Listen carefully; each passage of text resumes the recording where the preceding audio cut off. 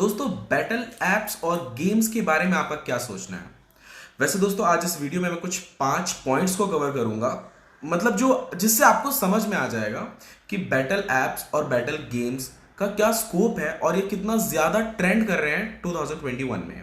और आखिर क्यों जब आप फेसबुक या फिर कोई गेम यूज करते हो तो आपके सामने कुछ ऐसे ही एड्स दिखाए जाते हैं, बैटल टाइप, दो यूजर्स एक साथ बैटल कर रहे हो।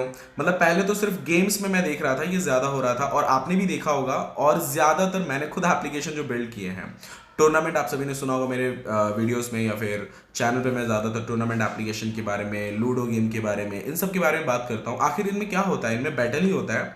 एक मतलब सामने वाला यूजर जो है वो मतलब एक दो यूजर आपस में खेलते हैं और जो भी विन होता है उसको कुछ रिवॉर्ड्स मिलते हैं, ठीक है।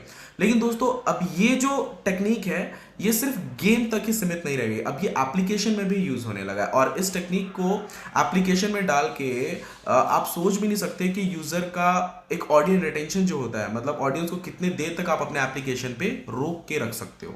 तो इस वीडियो में दोस्तों मैं कुछ 5 पॉइंट्स बताऊंगा जिससे आप सबको समझ जाओगे। पहला पॉइंट रहेगा what is battle app end game. आखिर बैटल एप्स और गेम्स क्या है, हम ये थोड़ा डिटेल में समझेंगे, ठीक है।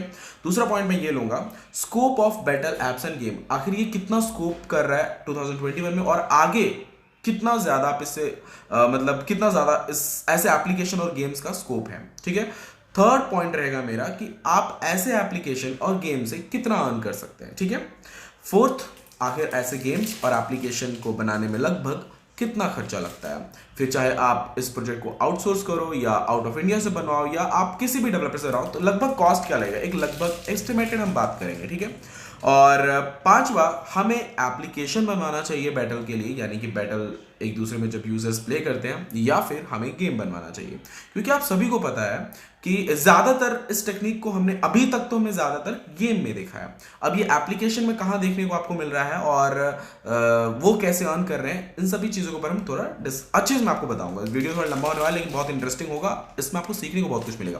क्योंकि आजकल मेरे मेरे जो भी वीडियोस हैं, मैं पहले नोट्स रेडी करता हूँ, फिर उसको समझता हूँ, उसके बाद में आपके लिए वो कितना बेनिफिशियल हो सकता है वो सोच समझ के मैं वीडियोस बनाता हूँ। अभी पहले मैं एक ही टेक में सब कुछ करता था, बट अभी बहुत ज्यादा एडिटिंग करना पड़ रहा है। बट खैर ये सारी चीजें मैं आप मेरे सब्सक्राइबर इसलिए बस बता रहा हूँ। चलिए फर्स्ट पॉइंट को कवर करते हैं, what is battle apps end game. Battle apps और गेम्स, गेम्स के बारे में आप समझते होंगे कि बैटल गेम्स होते हैं। बैटल में यानी कि दो यूजर आप आमने सामने प्ले करते हैं, जो जीतता है उसको रिवॉर्ड मिलता है, ठीक है। एक तरफ से देखा जाए तो ये गेम्स में होता है। अब बैटल एप्स में ये किस तरीके से यूज किया जा रहा है मैं आपको बताता हूं। बैटल एप्स में आपने देखा होगा लाइव वीडियो चैट, जहां पे दो यूजर्स एक दूसरे से बात कर रहे होते हैं या फिर कम्युनिकेट कर रहे होते हैं, फिर वो किसी एक टॉपिक को लेके वहां बैटल चलता होता है और वहां पे जो उनके ऑडियंस रहते हैं या फिर उनके फॉलोअर्स जो रहते हैं वोट करते हैं कि कौन ज्यादा बेस्ट बोल रहा है, ठीक है। या फिर वोटिंग से वहां पे जो जीतता है, जिसको ज्यादा वोट्स मिलते हैं उसको रिवॉर्ड मिलता है।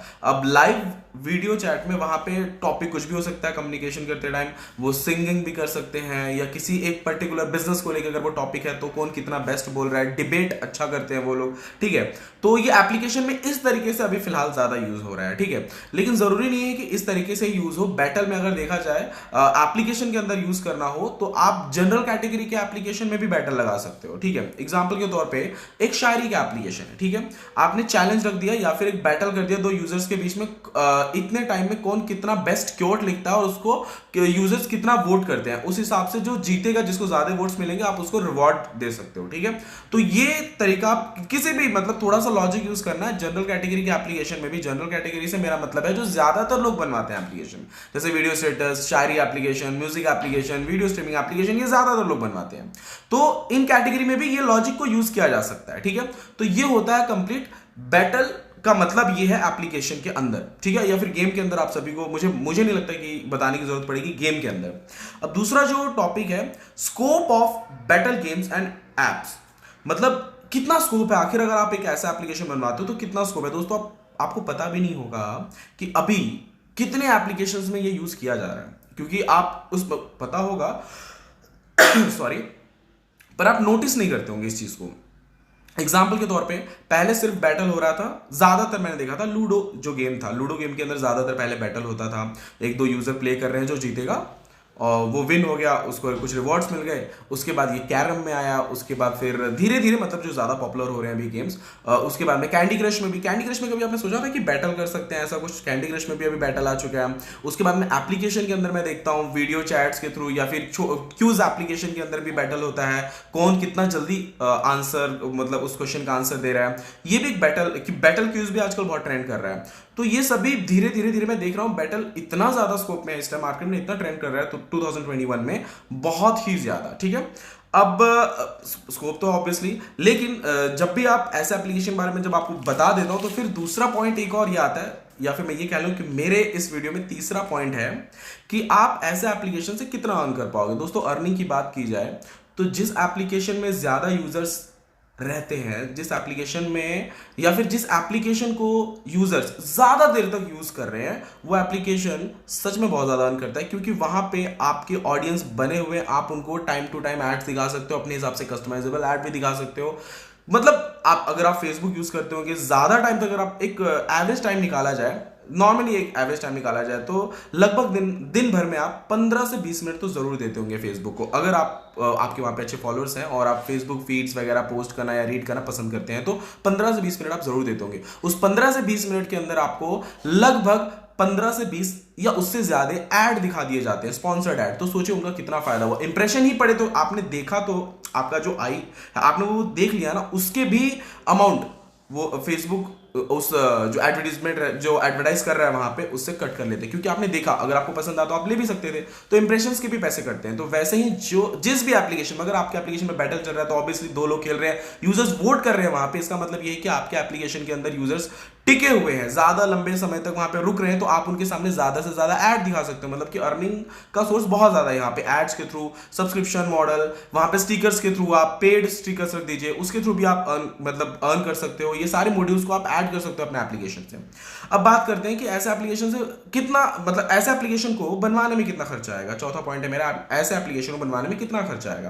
दोस्तों, खर्चे की बात की जाए तो बैटल है, अगर आप क्रॉस प्लेटफॉर्म के लिए बनवा रहे हैं तो अराउंड 80 to 1 लाख के अंडर हो जाता है। अगर आप एक नेटिव एप्लीकेशन सिर्फ एक प्लेटफॉर्म के लिए बनवा रहे हैं तो अराउंड 1.5 लाख तक जाता है, क्योंकि उसमें हार्डवेयर एक्सेस लेना पड़ता है। ठीक है, तो एक लगभग बजट आप मान के चलिए 1 to 1.5 लाख के बीच में। ठीक है, अब बात करते हैं ऐसे एप्लीकेशन, यानी जो बैटल एप्स रहते हैं, ये एप्स बनवाएं या गेम बनवाएं। क्योंकि दोस्तों बैटल जो है, बैटल सुनते ही मन में एक आता है, एक इमेज क्रिएट होती है कि हमें गेम्स बनवाना चाहिए, क्योंकि ज्यादातर लोग उसमें वहीं बैटल करते हैं। बट ऐसा नहीं है दोस्तों, गेम के साथ साथ एप्लीकेशन में भी इस टाइम बहुत ज्यादा स्कोप है।